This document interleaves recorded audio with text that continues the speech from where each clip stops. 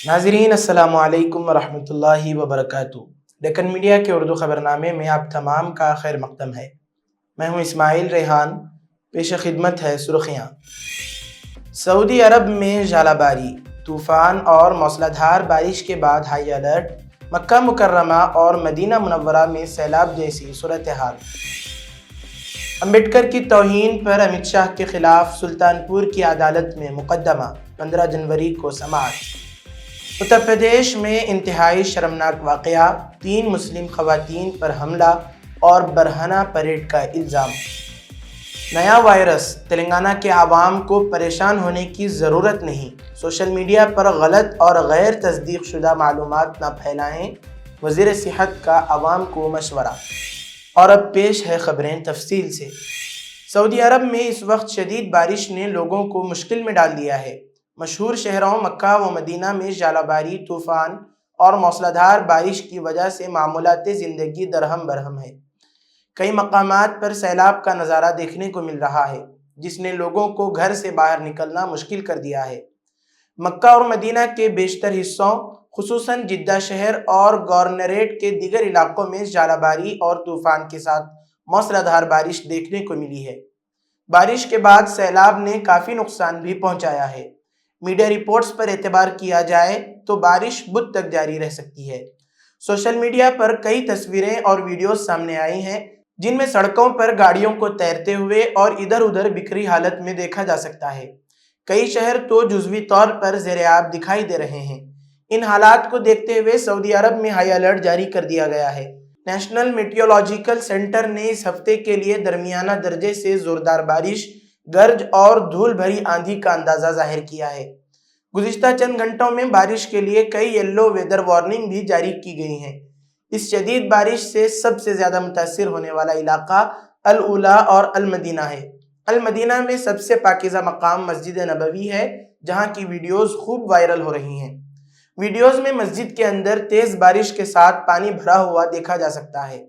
जिन इलाकों में ज़्यादा बारिश हुई है, वो लोगों को आमद-ओ-रफ्त से मना किया गया है और स्कूलों को भी बंद करने का ऐलान कर दिया गया है। अमेरिका की मशरिकी और जनूबी रियासतों में बर्फ़ का तूफ़ान जारी है। कंसास सिटी में बर्फ़बारी का 32 साला रिकॉर्ड टूट गया।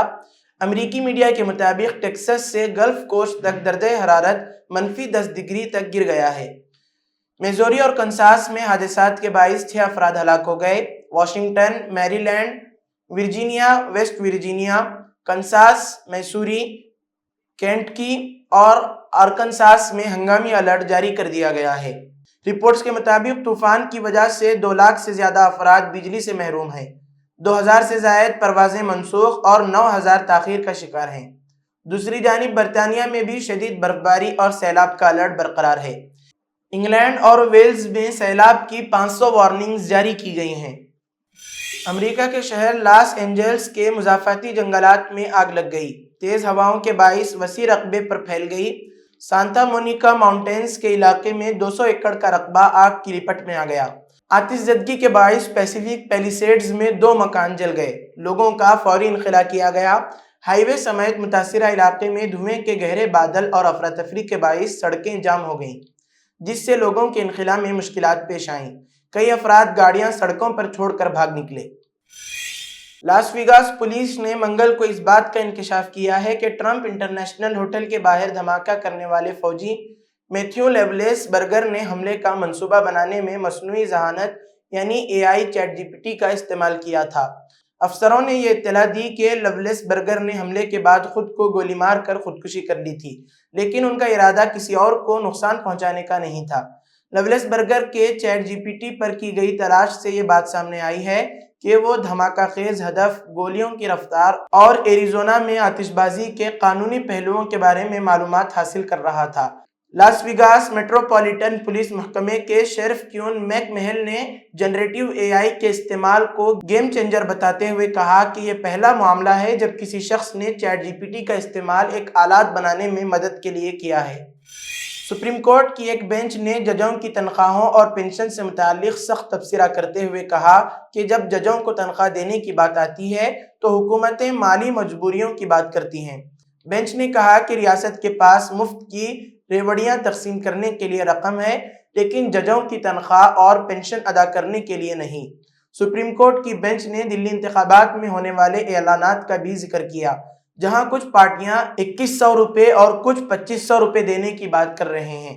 آل انڈیا جج ایسوسی ایشن نے 2015 میں سپریم کورٹ میں ججوں کی تنخواہ اور ریٹائرمنٹ کے فوائد کو لے کر عرضی دائر کی تھی، جس میں کہا گیا کہ ججز کو تنخواہیں وقت پر نہیں مل رہی اور ججز کو ریٹائرمنٹ کے بعد ملنے والی مراعات سے بھی محروم رکھا جا رہا ہے۔ اس کیس کی سماعت جسٹس بی آر گوائی اور جسٹس اے جی مسیح نے کی۔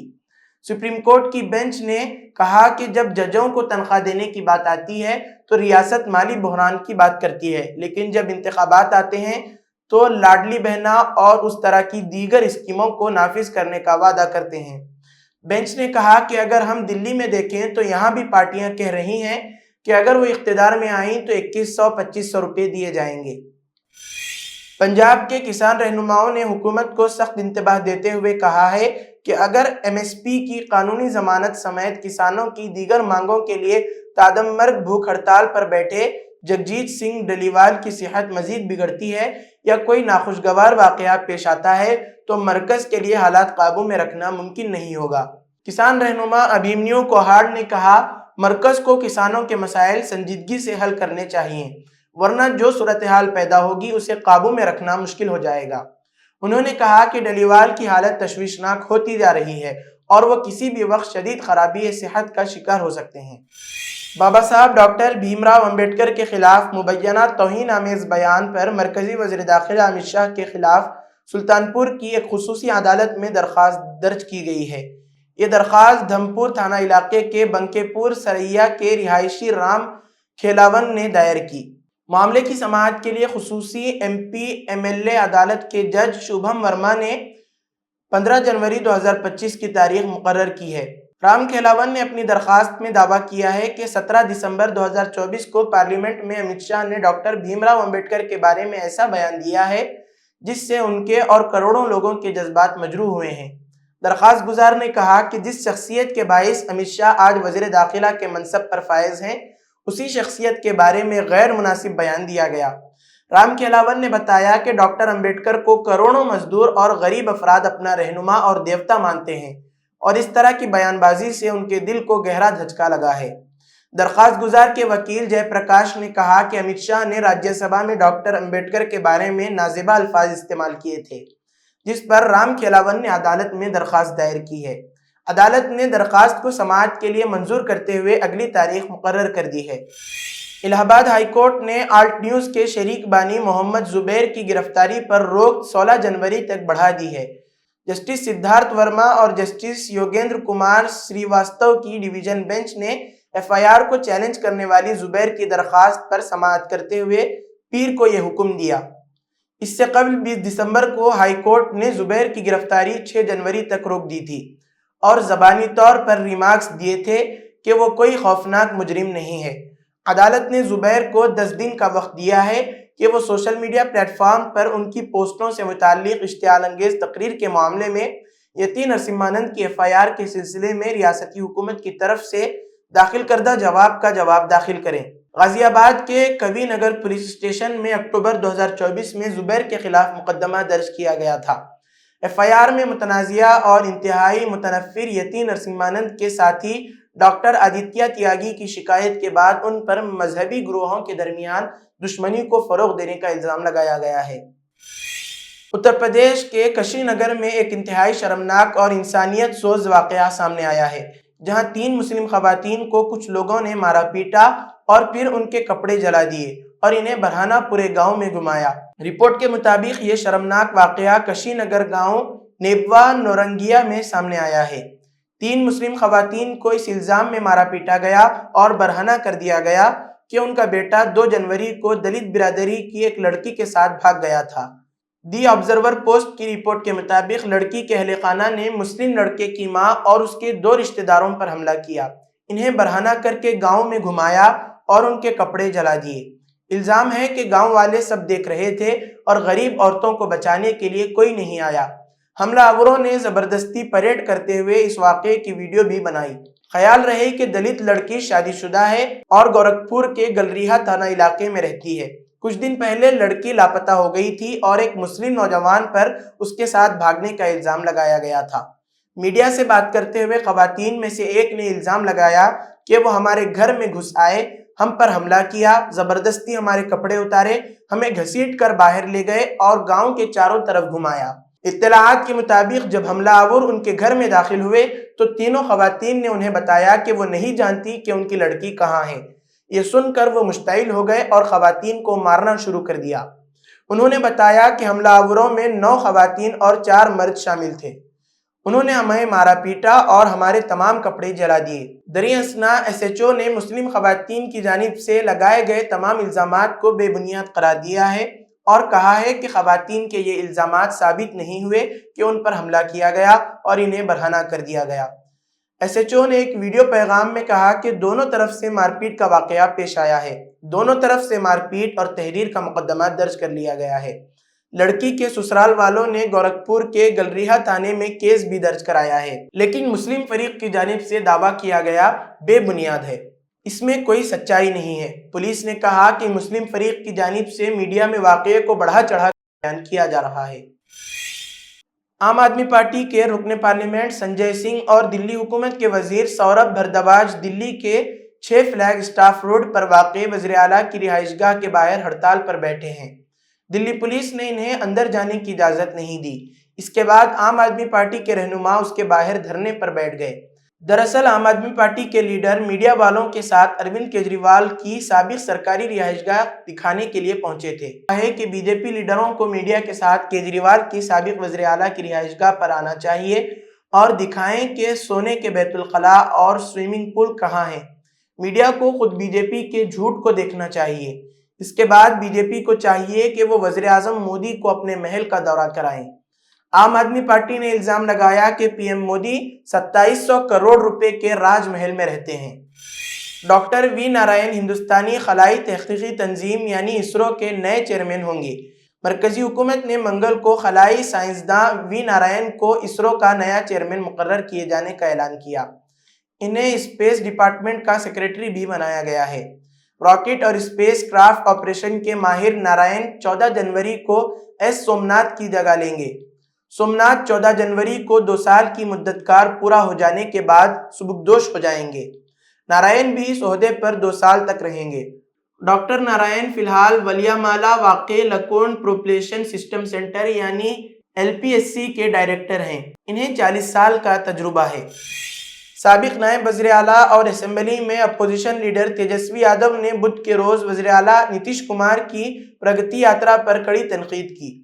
انہوں نے سوشل میڈیا پر ایک کارٹون شیئر کیا اور لکھا کہ نتیش کمار نے ریٹائرڈ افسران کے ساتھ مل کر بہار کے نوجوانوں کی امیدوں کو مایوسی میں بدل دیا ہے۔ تیجسوی یادو نے کہا کہ حکومت اشتہارات کے ذریعے پروپیگنڈے میں پیسہ ضائع کر رہی ہے، جبکہ بہار کی ترقی کو ناکامی کے راستے پر لے جا رہی ہے۔ تیجسوی نے حکومت کے تحت پلوں کے ٹوٹنے، امتحانات میں دھاندلی، بڑھتی مہنگائی اور چھوٹے کاروباروں کے بحران کی جانب بھی اشارہ کیا۔ ان کا کہنا تھا کہ نتیش کمار کی حکومت میں بہار غریبی، بے روزگاری، کرپشن اور نقل مکانی کے لیے بدنام ہے۔ انہوں نے آئندہ بہار اسمبلی انتخابات کے لیے اپنی تیاری کا بھی اعلان کیا ہے اور مائی بہن مان یوجنا کا وعدہ کیا ہے، جس کے تحت خواتین کو ماہانہ 2500 روپے دیے جائیں گے۔ تیجسوی یادو نے اپنے بیان میں مزید کہا، نتیش کمار نے بہار کے عوام کو ہر سطح پر مایوس کیا ہے۔ ان کی حکومت کے دوران انفراسٹرکچر کی حالت بدتر ہو چکی ہے۔ سڑکوں اور پلوں کی حالت اتنی خراب ہے کہ ایک ہی بارش میں یہ ٹوٹ پھوٹ کا شکار ہو جاتے ہیں۔ انہوں نے مزید کہا کہ نتیش کمار کی قیادت میں ہونے والی دھاندلیوں اور امتحانات میں پیپر لیک کے واقعات نے نوجوانوں کی امیدوں کو توڑ دیا ہے۔ تیجسوی نے یہ بھی کہا کہ بہار کے لوگ روزگار کے لیے دوسری ریاستوں میں نقل مکانی کر رہے ہیں، کیونکہ نتیش کمار کی حکومت ان کے لیے کوئی ترقیاتی مواقع فراہم نہیں کر رہی ہے۔ انہوں نے اس بات پر زور دیا کہ اگر ان کی حکومت بنتی ہے تو وہ بہار کے لوگوں کی زندگی بہتر بنانے کے لیے کام کریں گے۔ چین میں پھیلے وائرس کے تناظر میں عوام میں پائی جانے والی تشویش کے دوران تلنگانہ کے وزیر صحت دامودر راجا نرسمہا نے عوام کو مشورہ دیا کہ خوفزدہ نہ ہوں۔ انہوں نے یقین دلایا کہ حکومت کسی بھی صورتحال سے نمٹنے کے لیے تمام ضروری طبی سہولیات اور وسائل کے ساتھ تیار ہے۔ اور دیگر ریاستوں کے ساتھ مل کر وائرس کی صورتحال پر گہری نظر رکھے ہوئے ہے۔ وزیر صحت نے بتایا کہ ریاستی محکمہ صحت کے عہدیدار پیش رفت کے بارے میں معلومات حاصل کرنے کے لیے مرکزی حکام کے ساتھ مسلسل رابطے میں ہیں۔ انہوں نے مشورہ دیا کہ سوشل میڈیا پر غلط اور غیر تصدیق شدہ معلومات نہ پھیلائیں، جس سے لوگوں میں اس وائرس کے سلسلے میں غیر ضروری خوف پیدا ہو۔ اسی کے ساتھ آج کی خبروں کا اختتام ہوتا ہے۔ کل پھر ہوگی ملاقات نئی خبروں کے ساتھ۔ دیجیے اجازت۔ اللہ حافظ۔